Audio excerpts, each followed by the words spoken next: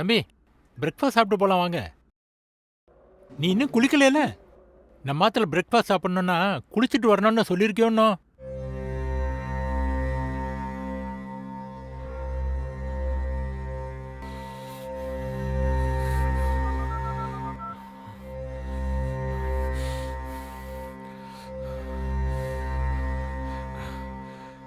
உனக்கே இது நியாயமா தெரியல?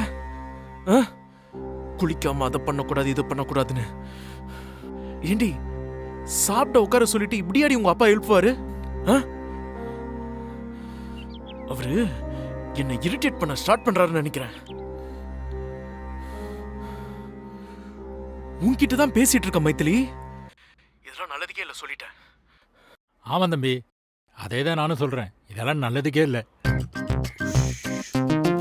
டிஃபன் ஆறுது பாருங்க. நாங்களும் இங்க வெயிட் பண்ணிட்டு இருக்கோம்ல.